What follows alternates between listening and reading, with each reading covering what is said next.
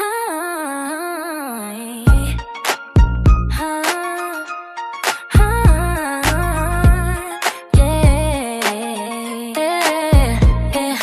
Jay in the kitchen, yeah, you know what I do. If I don't do nothing, I'm okay, that's the truth. We in the kitchen just trying things, but my bloodline gonna make sure it hit every time. Cooking is in my DNA. Welcome to my kitchen, whip it up with Jay. Hit that subscribe, cause you know it's gonna be a vibe.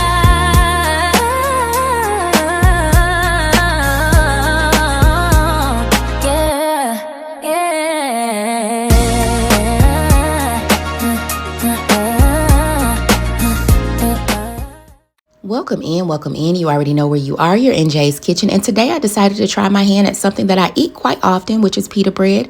I use it for so many different purposes, sandwiches, pizzas, for dipping my hummus. So I just decided to see if I could actually make my own. So that's what we're making today, and a couple of other things, but you'll see along the way. But before we jump right into it and get started, y'all know what we have to do. We have to pray over these hands and give God what's his.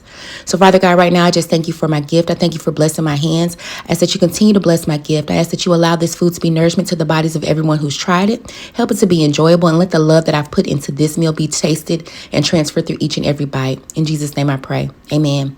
So right here, we're just jumping right in. We started off with 2.5 cups of bread flour, 2 cups of all-purpose flour, 1 pack of instant yeast, which translates to 2 1/4 teaspoons of yeast.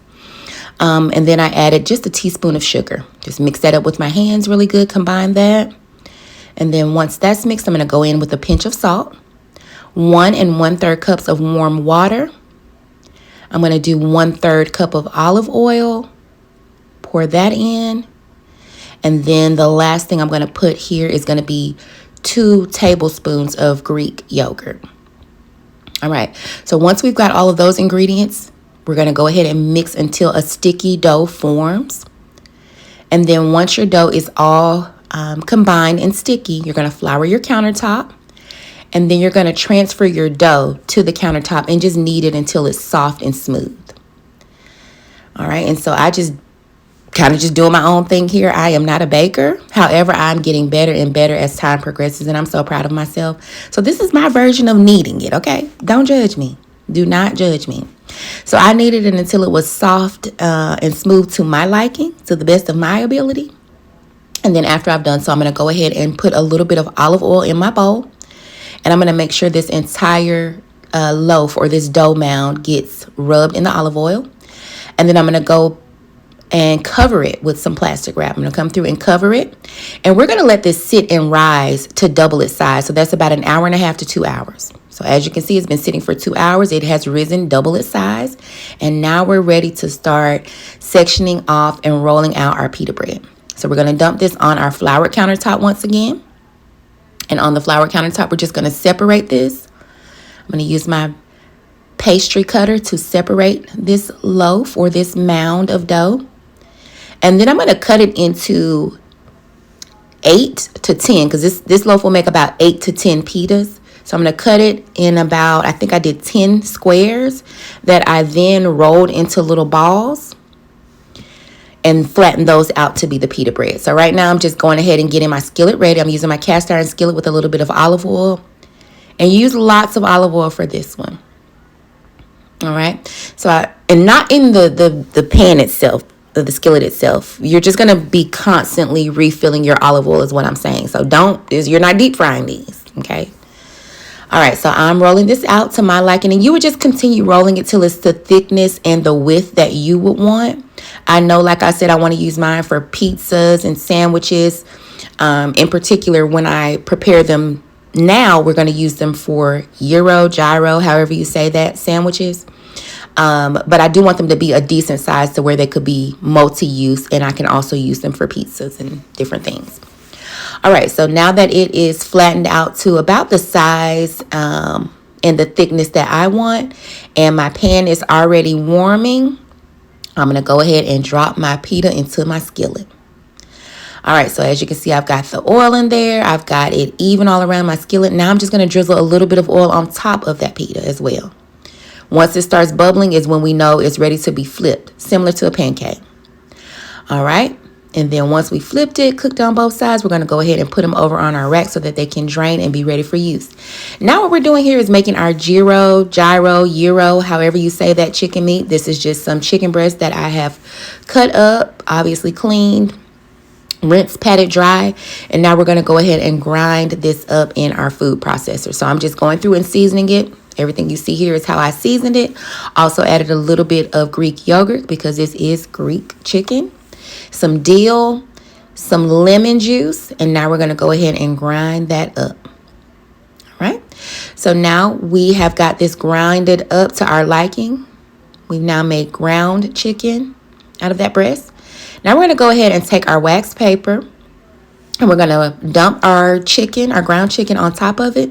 Smooth it out as much as we can, and then cover that with another piece of wax paper and come through with our rolling pin and smooth that out.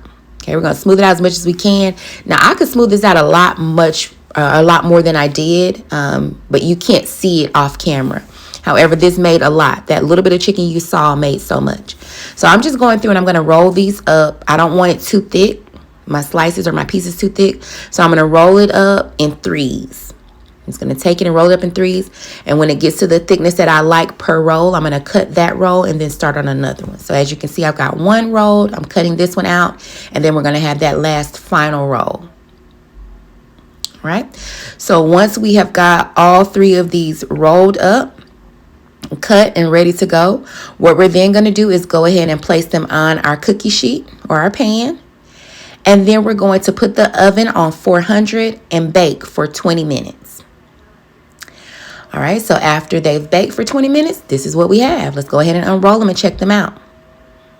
All right. Now, some people will take the wax paper off and take the chicken out of the paper and then put it back in the oven on broil so that it can get crispy. But you're going to see here a couple of pieces that did get crispy, and y'all saw me just take a little sample there. It was so good, y'all. So much flavor. But you can see over there in the corner, there's those two little crispy pieces. They were super crispy. So I already knew what that would have been had I put it back in the oven on broil, and I didn't prefer that. That's not what I like. Now, if you want your chicken crispy or your meat crispy, you can do it like that. All right, so right here, we're just making some tzatziki. I think I'm saying that right. Sauce to go on our gyros. So I'm doing some Greek yogurt, some shredded cucumber, shredded garlic, dill, lemon juice, and then salt and pepper to taste. All right, and once I've got that, I'm going to mix that up really good, drizzle with a little olive oil, and this is going to be our base on our gyros. And then also, you won't see it here, but I added a little some on the side to just be used as a dipping sauce. So additional sauce and dip. Y'all, this was so good. And one of our favorite restaurants is a little pita place. It's called Mediterranean Pita.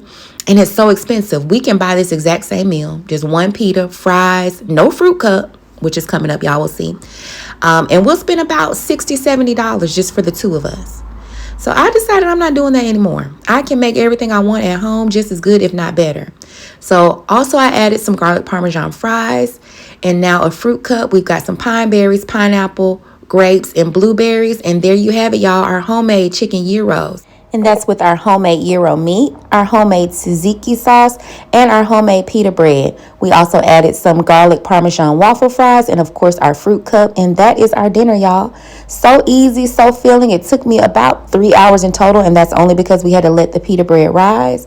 But this was so easy and worth all of the effort. So if you guys enjoyed this video, I hope that you will try this and tell me what you think. I just want to thank you so much for watching, and we'll see you in the next one. Bye.